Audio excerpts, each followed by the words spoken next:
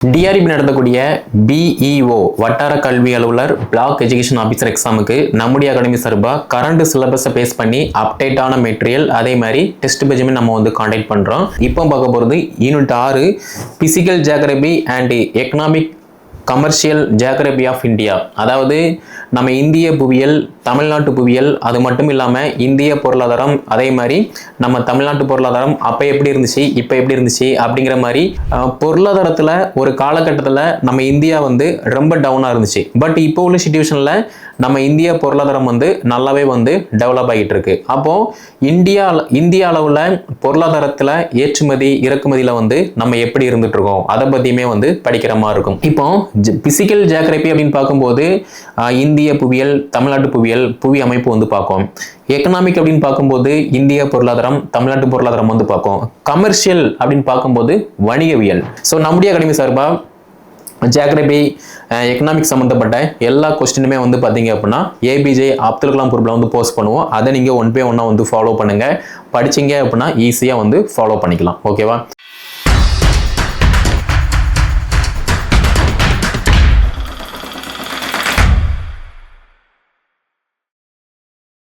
TRP நடத்தக்கூடிய BEO வட்டார கல்வி அலுவலர் பிளாக் எஜுகேஷன் ஆஃபீஸர் எக்ஸாமுக்கு நம்முடைய அகாடமி சார்பாக கரண்ட் சிலபஸை பேஸ் பண்ணி அப்டேட்டான மெட்டீரியல் அதே மாதிரி டெஸ்ட் பேஜுமே நம்ம வந்து கான்டாக்ட் பண்ணுறோம். இதில் ஒவ்வொரு யூனிட்டுமே வந்து எப்படி படிக்கணும், எத்தனை கொஸ்டின் கேட்பாங்க அப்படிங்கிற மாதிரி டீட்டெயிலாக பார்த்துட்டு இருக்கோம். ஆல்ரெடி யூனிட் 1, 2, 3, அப்புறம் 4, 5 இது எல்லாமே பார்த்தாச்சு. இப்போ பார்க்க போகிறது unit 6 physical geography and economic commercial geography of India. அதாவது நம்ம இந்திய புவியியல், தமிழ்நாட்டு புவியியல், அது மட்டும் இல்லாமல் இந்திய பொருளாதாரம், அதே மாதிரி நம்ம தமிழ்நாட்டு பொருளாதாரம் அப்போ எப்படி இருந்துச்சு இப்போ எப்படி இருந்துச்சு அப்படிங்கிற மாதிரி இயற்கை வளங்கள் என்ன, அதே மாதிரி பொருளாதாரத்தில் நம்ம இந்தியா தமிழ்நாடு வந்து எப்படி இருக்குது அப்படிங்கிற மாதிரி டீட்டெயிலாக இந்த யூனிட்டில் வந்து பார்க்குற மாதிரி இருக்கும். அதே மாதிரி இந்த யூனிட்ல இருந்து கிட்டத்தட்ட 16 வினாக்கள் வந்து கேட்க போகிறாங்க. அப்படி கேட்காங்க அப்படின்னா மிக முக்கியமான வினாக்கள் மட்டும்தான் அவைலபிளாக இருக்கும். ஃபார் எக்ஸாம்பிள், நம்ம இந்தியாவில் மினரல்ஸ் வந்து எங்கே அதிகமாக கிடைக்கி, அதே மாதிரி பாக்சைட் வந்து எங்கே அதிகமாக கிடைக்கி அப்படிங்கிற மாதிரி கேட்பாங்க. அப்படி பார்க்கும்போது எந்தெந்த மாநிலத்தில் எந்த இடத்துல எந்த மினரல்ஸ் அதிகமாக கிடைக்கோ அதை நம்ம வந்து பாயிண்ட் அவுட் பண்ணுற மாதிரி இருக்கும். அது மட்டும் இல்லாமல் நம்ம இந்தியாவை பொறுத்த மட்டும் இயற்கை வளங்கள் அதிகமாக இருக்குது. அப்படி பார்க்கும்போது இயற்கை வளங்களை வந்து பாதுகாக்கக்கூடியது நம்முடைய கடமை. அப்படி பார்க்கும்போது இயற்கை வளங்கள், சுற்றுலா வளங்கள், ஒரு காலகட்டத்தில் சுற்றுலா வளங்கள் வந்து அவ்வளவு அதிகமாக இருந்துச்சு, இப்போவும் வந்து இருந்துக்கிட்டு தான் இருக்குது. பட் ஸ்டில் இருந்தாலுமே இயற்கை வளங்களை அழிச்சிட்டு மனிதனுக்கு தேவையான எல்லாத்தையுமே வந்து நம்ம ஆக்கிரமிப்பு பண்ணிட்டு இருக்கோம். அப்படி பார்க்கும்போது அதனுடைய தன்மைகள் என்ன, அதே மாதிரி பொருளாதாரத்தில் ஒரு காலகட்டத்தில் நம்ம இந்தியா வந்து ரொம்ப டவுனாக இருந்துச்சு. பட் இப்போ உள்ள சிச்சுவேஷனில் நம்ம இந்திய பொருளாதாரம் வந்து நல்லாவே வந்து டெவலப் ஆகிட்டு இருக்கு. அப்போது இந்திய அளவில் பொருளாதாரத்தில் ஏற்றுமதி இறக்குமதியில் வந்து நம்ம எப்படி இருந்துட்டு இருக்கோம் அதை பற்றியுமே வந்து படிக்கிற மாதிரி இருக்கும். அது மட்டும் இல்லாமல் 5 ஆண்டு திட்டங்கள் வந்து எப்படி இருந்துச்சு, ஸோ அது வந்து சக்ஸஸ்ஃபுல்லாக ஃபெயிலியரா அப்படிங்கிற மாதிரி அதை பற்றி படிக்கிற மாதிரி இருக்கும். அப்போது கொஸ்டின் வந்து எப்படி கேட்பாங்க அப்படின்னா, ஒரு இயற்கை வளங்களை பற்றி கேட்கலாம், அது மட்டும் இல்லாமல் சுற்றுலா வளங்கள் பற்றி கேட்கலாம், அது மட்டும் இல்லாமல் இந்திய பொருளாதாரத்தில் இந்தியா இப்போ எந்த இடத்துல வந்து இருந்துகிட்டு இருக்கு அதை பற்றியுமே கேட்கக்கூடிய வாய்ப்பு இருக்குது. அதே மாதிரி தமிழ்நாட்டினுடைய புவியியல் அமைப்பு வந்து எப்படி இருக்குது, தமிழ்நாட்டினுடைய பொருளாதாரம் வந்து எப்படி இருக்குது, பொருளாதாரம் வந்து அதிகமாக இருக்கா குறைவாக இருக்கா அதை பற்றியுமே வந்து கேட்குற மாதிரி இருக்கும். அப்போ இது எல்லாமே வந்து மஸ்ட் இம்பார்ட்டன்ஸ். ஏன்னா புவியியல் அப்படின்னு எடுத்துக்கிட்டோம் அப்படின்னா நம்ம வாழக்கூடியது பூமி, இந்த பூமி தான் வந்து பார்த்திங்கன்னா புவியியல். அப்போது இயற்கை வளங்கள், மலை வளங்கள், அதே மாதிரி எக்ஸெட்ரா இது எல்லாத்தையுமே தாண்டி பார்த்தோம் அப்படின்னா நம்ம மனிதர்கள் தான் வந்து பார்த்திங்கன்னா பூமியை வந்து அசுத்தம் பண்ணிகிட்டு இருக்கோம், அதாவது அழிச்சிக்கிட்டு இருக்கோம். அப்படி பார்க்கும்போது அதனே மேம்படுத்தக்கூடிய திட்டங்கள் வந்து நம்ம தமிழ்நாட்டில், நம்ம இந்தியாவில் என்னென்ன திட்டங்கள் வந்து அவைலபிளாக இருக்குது அதை பற்றியுமே வந்து நம்ம டீட்டெயிலாக பார்க்குற மாதிரி இருக்கும். அதே மாதிரி மக்கள் தொகை அமைப்பு, இப்போ ஒரு காலகட்டத்தில் இப்போ நம்ம சென்னை எடுத்துக்கிறோம். சென்னையை பொறுத்த மட்டும் ஒரு காலகட்டத்தில் சென்னை எக்மூராக இருக்கட்டும், சென்னை சென்ட்ரலாக இருக்கட்டும், இந்த ரெண்டுமே வந்து பார்த்திங்கன்னா ரொம்பலாம் டிராஃபிக்காக இருக்காது. ஒரு மாட்டு வண்டி நிற்கும், நடந்து போவாங்க, இல்லைனா சைக்கிள் போவாங்க, ரிக்ஷா இருக்கும், அவ்வளோதான். பட் இப்போ உள்ள சிச்சுவேஷனில் சென்னை எக்மூர் ரயில்வே ஸ்டேஷனாக இருக்கட்டும், அதே மாதிரி சென்ட்ரல் ரயில்வே ஸ்டேஷனாக இருக்கட்டும், ரெண்டுமே வந்து பார்த்தீங்கன்னா ரயில்வே ஸ்டேஷனுக்குள்ளேயும் கூட்டமாக இருக்கும், வெளியும் வந்து பார்த்தீங்கன்னா ரொம்ப ரஷ்ஷாக இருக்கும். ஏன்? மக்கள் தொகை வந்து அளவுக்கு அதிகமாகி போச்சு. அது மட்டும் இல்லாமல் குடியேற்றம் எப்படி இருக்கு? ஒரு காலகட்டத்தில் ஒரு கிராமத்தில் ஒருத்தங்க இருக்காங்க அப்படின்னா, ஒரு கிராமத்துல இருந்து பிழைப்புக்காக வந்து பார்த்தீங்கன்னா வருமானத்தை ஈட்டுவதற்காக வந்து வெளியூர் போவாங்க. அப்போ சென்னை வாசி மக்கள் இருக்கிறத விட மற்ற ஊர் மக்கள் வந்து அதிகமாக இருக்காங்க. அப்படி பார்க்கும்போது அங்கே மக்கள் தொகை வந்து அதிகமாக தான் இருக்கும். அது மட்டும் இல்லாமல் வளர்ந்து வரக்கூடிய ஒரு நாட்டில் வந்து நம்ம இந்திய நாடு வந்து மிக முக்கியமான நாடாக இருக்குது. அப்படி பார்க்கும்போது மனிதனுக்கு எங்கெல்லாம் வந்து அடிப்படை வசதி அவைலபிளாக இருக்கோ அங்கெல்லாம் வந்து மனிதன் வந்து குடி பெயர்ந்துட்டு இருக்காங்க. அப்படி பார்க்கும்போது அவனுடைய தேவைக்கேற்ப எல்லாத்தையுமே வந்து பார்த்தீங்கன்னா ஆக்கிரமிப்பு பண்ணி அவனுடைய வசதி என்னவோ அதை வந்து பண்ணுற மாதிரி இருக்கு. அப்போ அதை பற்றியுமே வந்து டீட்டெயிலாக படிக்கிற மாதிரி இருக்கும். இப்போ ரீசெண்டாக வந்து பார்த்தீங்கன்னா 2024 வந்து கேரளாவில் வயநாடு பகுதியில் வந்து ஒரு மழையின் காரணமாக வந்து ஒரு கிராமமே வந்து அழிஞ்சு போச்சு. அப்போ அதை பற்றி வந்து நம்ம படிக்கணும். ஏன்னா இது எல்லாமே வந்து புவியியல் அமைப்புகள். இது மட்டும் இல்லாமல் உத்தரகாண்டில் வந்து பார்த்தீங்க அப்படின்னா ஒரு கிராமம் வந்து மண்ணுக்குள்ளே வந்து புதஞ்சிட்டு இருக்கு. ஸோ அதுக்கு என்ன ரீசன்? அப்போ இதையுமே வந்து படிக்கிற மாதிரி இருக்கும். இது எல்லாமே வந்து ஜியாகிரபி. தென் பார்த்தீங்க அப்படின்னா தமிழ்நாட்டினுடைய புவியியல் அமைப்பு. இப்போ தமிழ்நாட்டினுடைய புவியியல் அமைப்பு அப்படின்னு பார்க்கும்போது மற்ற ஸ்டேட் மாதிரி நம்ம ஸ்டேட் வந்து கிடையாது. எல்லாமே வந்து நல்லா பர்ஃபெக்டாக இருக்குது. அப்படி பார்க்கும்போது அதனுடைய சுற்றுச்சூழல் வந்து எப்படி இருக்குது, சுற்றுலாத்துறை வந்து எப்படி இருக்குது, சுற்றுலாத்துறையினால எக்கனாமிக் வந்து எப்படி இருக்குது அப்படிங்கிற மாதிரி டீட்டெயிலாக படிக்கிற மாதிரி இருக்கும். ஸோ இந்த மாதிரி படித்தோம் அப்படின்னாலே ஈஸியாக வந்து எல்லாத்தையுமே கவர் பண்ண முடியும். ஓகே, அப்போது பொருளாதாரம் அப்படின்னு பார்க்கும்போது ஒரு காலகட்டத்தில் பண்டமாற்று முறை வந்து இருந்துச்சு. ஒரு பொருளை கொடுப்போம், நமக்கு தேவையான பொருளை வந்து வாங்குவோம். நம்மக்கிட்ட எந்த பொருள் அதிகமாக இருக்கோ அந்த பொருளை கொடுப்போம்.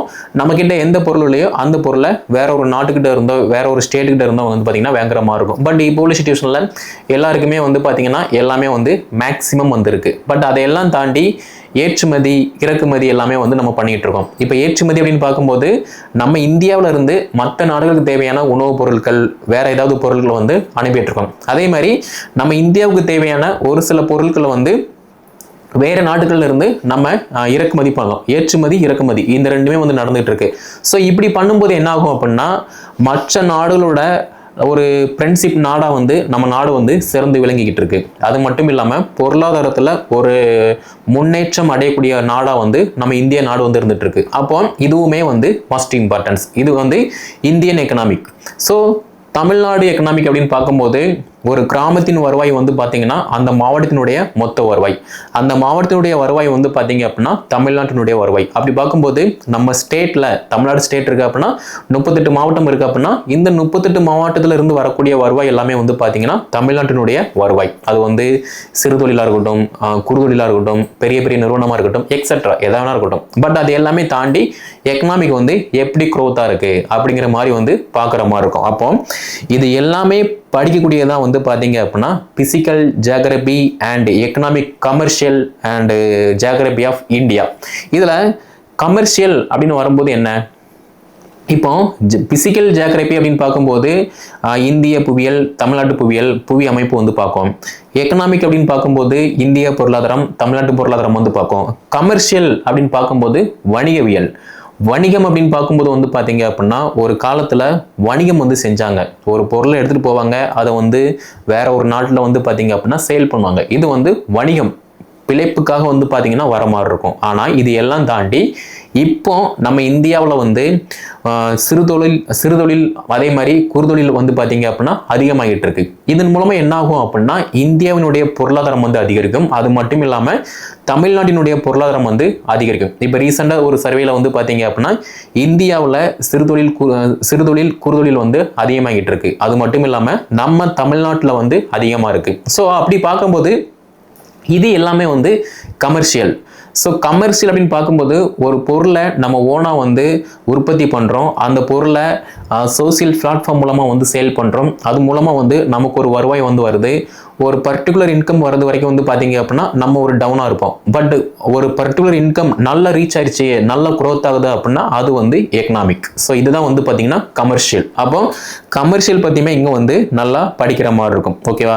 அது மட்டும் இல்லாமல் இயற்கை வளங்கள் வந்து பார்த்தோம். இந்த இயற்கை வளங்களை மனிதன் வந்து எப்படி யூஸ் பண்ணிட்டு இருக்கான் அது வந்து மஸ்ட் இம்பார்ட்டன்ஸ். ஏன்னா ஒரு காலகட்டத்தில் நம்ம ஆழ்துளை கிணறு வந்து நம்ம பண்ணுறோம் அப்படின்னா அதில் நல்ல தண்ணி வந்து அவைலபிளாக இருந்துச்சு. பட் இப்போ உள்ள சிச்சுவேஷனில் வந்து 800 அடி 900 அடி போட்டாலுமே வந்து தண்ணி வர மாட்டேங்குது. அப்போ பூமியில் வந்து தண்ணி பற்றாக்குறை இருக்குது. அப்போ அதுக்கான மாற்று வழி என்ன அதை பற்றியுமே வந்து நம்ம படிக்கிற மாதிரி இருக்கும்.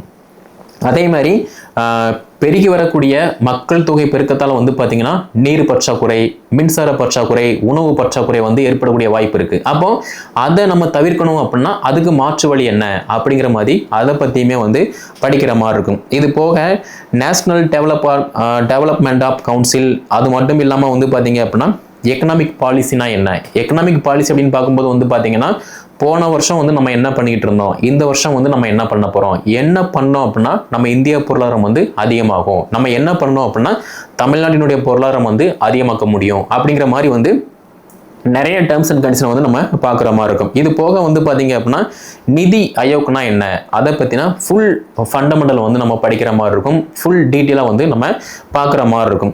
அதே மாதிரி இப்போ காற்று மாசுபாடு இருக்குது, நில மாசுபாடு இருக்குது, நீர் மாசுபாடு இருக்குது, எக்ஸெட்ரா. அப்போது இது எல்லாத்தையுமே வந்து நம்ம எப்படி அவாய்ட் பண்ணணும், இதை எப்படி நம்ம குறைக்கணும். ஒரு காலகட்டத்தில் சைக்கிள் மாட்டு வண்டி மட்டும்தான் இருந்துச்சு, வேற எதுவுமே கிடையாது. இயற்கையான வளங்கள் இருந்துச்சு, எல்லாமே அப்படியே இயற்கையாக இருந்துச்சு. பட் இப்போ உள்ள சிச்சுவேஷனில் எல்லாரும் வீட்லேயுமே வந்து பார்த்தீங்க அப்படின்னா பைக் இருக்குது, கார் இருக்குது.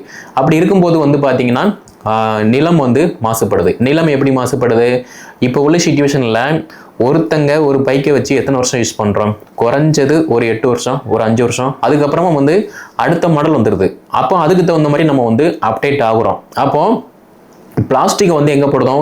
நிலத்தில் போடுதோம். அது மட்டும் இல்லாமல் தேவையில்லாத பொருட்கள், மின்னணு சாதனங்கள், அதே மாதிரி பாலித்தீன் கவர்கள், பிளாஸ்டிக் பேக்கு, இது எல்லாத்தையுமே நிலத்தில் போடும்போது வந்து நிலம் வந்து மாசுபடுது. நெக்ஸ்ட் பார்த்தீங்க அப்படின்னா காற்று மாசுபடுதல். ஸோ காற்று எப்படி மாசுபடுது? ஃபர்ஸ்ட் வந்து சைக்கிள் அது மட்டும் இல்லாமல் மாட்டு வண்டி இருந்துச்சு. அதன் மூலமாக வந்து எந்த விதமான மாசுபாடுமே கிடையாது. சைக்கிளில் ஏர் அடிக்க போகிறோம், போக போகிறோம், அவ்வளவுதான். அதே மாதிரி மாட்டு வண்டியில் போக போகிறோம், வரப்போகிறோம், அவ்வளவுதான். பட் இப்போ உள்ள சிச்சுவேஷனில் எல்லாருக்கிட்டையுமே வந்து பைக் இருக்குது. வீட்டை விட்டு 10 மீட்டரில் ஒரு கடை இருந்தால் கூட வந்து பைக்கில் தான் போகிறோம். நடந்து போகிறதுக்கு வந்து நம்ம அவ்வளவு சோம்பேறியாக இருக்கோம். அப்படி பார்க்கும்போது பைக்கில் போகும்போது காற்று மாசுபடுது. அதே மாதிரி காரில் போகும்போது காற்று மாசுபடுது. அப்படி பார்க்கும்போது இப்போ டெல்லி எடுத்துக்கிட்டீங்க அப்படின்னா ஒரு சில டைமில் வந்து அது இந்த தீபாவளி டைமில் வந்து பார்த்தீங்க அப்படின்னா ரொம்ப காற்று மாசுபடும். அதனால வந்து பார்த்தீங்கன்னா ஃப்ளைட்டோட லேண்டிங் வந்து பார்த்தீங்கன்னா ரொம்பவே வந்து பாதிக்கப்படுது. ஸோ அப்படி பார்க்கும்போது அதை எப்படி நம்ம வந்து அவாய்ட் பண்ணலாம் அப்படிங்கிற மாதிரி பார்க்குற மாதிரி இருக்கும். ஓகேவா? அதே மாதிரி மார்க்கெட்டிங். ஸோ மார்க்கெட்டிங்னா என்ன? ஃபர்ஸ்ட் ஒரு காலகட்டத்தில் வந்து ஒரு பொருளை நம்ம வாங்குறோம் அப்படின்னா நம்ம சொந்தக்காரங்க யாராவது எங்கேயாவது ஒன்று வந்து யூஸ் பண்ணிட்டு இருப்பாங்க, அவங்க மூலமாக வந்து நம்ம வந்து கேட்டு வாங்குவோம். பட் இப்போ உள்ள சிச்சுவேஷன் வந்து அப்படி கிடையாது. நம்ம எல்லாரு கையிலையுமே வந்து ஆண்ட்ராய்டு ஃபோன் இருக்கு. இப்போ இந்த வீடியோ கூட ஆண்ட்ராய்டு ஃபோனில் பார்த்துட்டு இருப்பீங்க. அப்படி பார்க்கும்போது ஒரு பொருள் அது வந்து மேக்கப் கிட்டாக இருக்கலாம், ஒரு புக்ஸாக இருக்கலாம், ஒரு லேப்டாப்பாக இருக்கலாம், எக்ஸெட்ரா என்ன வேணா இருக்கலாம். அப்படி பார்க்கும்போது ஈஸியாக வந்து நமக்கு வேண்டக்கூடிய பொருளையுமே வந்து நம்ம வாங்குதோம். அதாவது அத்தியாவசிய பொருளையும் நம்ம வந்து வாங்குதோம், அனாவசிய பொருளையுமே வந்து வாங்கிட்டு இருக்கோம். அப்போ இதெல்லாம் வந்து பார்த்தீங்கன்னா மார்க்கெட்டிங். ஸோ இதை பற்றியுமே வந்து இந்த physical geography and economic commercial geography of India, geography of Tamil Nadu, economic of India, economic of Tamil Nadu, etcetera இது எல்லாத்தையுமே வந்து டீட்டெயிலாக படிக்க மாதிரி இருக்கும். இது வந்து கேட்கறதுக்கு ரொம்ப லென்த்தாக இருக்கும். பட் ஸ்டில் இருக்கிறத மட்டும் படித்தா போதும். 5 ஆண்டு திட்டங்கள்லாம் என்ன, தமிழ்நாட்டினுடைய புவியியல் அமைப்பு, இந்தியாவினுடைய புவியியல் அமைப்பு, இந்தியாவுடைய பொருளாதாரம், தமிழ்நாட்டினுடைய பொருளாதாரம், வணிகவியல் அமைப்பு, இதை மட்டும் படிச்சீங்க அப்படின்னா 16க்கு 16 மார்க் வந்து ஈஸியாக எடுத்துடலாம். ஓகேவா? ஸோ இவ்வளவுதான் மேட்ரு, வேற எந்த விதமான மேட்சுமே கிடையாது. ஓகே, ஸோ நம்முடைய அகாடமி சார்பாக ஜியாகிரபி, எக்கனாமிக்ஸ் சம்மந்தப்பட்ட எல்லா கொஸ்டினுமே வந்து பார்த்தீங்க அப்படின்னா ஏபிஜே அப்துல் கலாம் குரூப்பில் வந்து போஸ்ட் பண்ணுவோம். அதை நீங்கள் ஒன் பை ஒன்னாக வந்து ஃபாலோ பண்ணுங்கள். படிச்சிங்க அப்படின்னா ஈஸியாக வந்து ஃபாலோ பண்ணிக்கலாம். ஓகேவா? ஸோ ஆல்ரெடி நம்மக்கிட்ட இருக்கக்கூடிய டீச்சர்ஸ் இதை நீங்கள் கண்டிப்பாக ஃபாலோ பண்ணணும். புதுசாக நீங்கள் யாராவது ஜாயின் பண்ணுறீங்க அப்படின்னா நீங்களுமே வந்து ஃபாலோ பண்ணிக்கோங்க. அடுத்த வீடியோ தொகுப்பில் பிஇஓ எக்ஸாமில் சைக்காலஜியில் 30க்கு 30 மார்க் வந்து எப்படி எடுக்கணும் அப்படிங்கிற மாதிரி டீட்டெயிலாக பார்க்கலாம். ஸோ நம்முடைய சேனல் நீங்கள் சப்ஸ்கிரைப் பண்ணல அப்படின்னா சப்ஸ்கிரைப் பண்ணிக்கோங்க. இந்த வீடியோ தொகுப்பை BA BEd, BSc BEd, integrate degree படித்து முடிச்சுட்டு அடுத்து என்ன பண்ணணும்னு தெரியாமல் இருக்கக்கூடிய டீச்சர்ஸ் அண்ட் காலேஜ் ஸ்டூடெண்ட் எல்லாமே ஷேர் பண்ணுங்கள். அவங்களும் வந்து படித்து பயன்படட்டும்.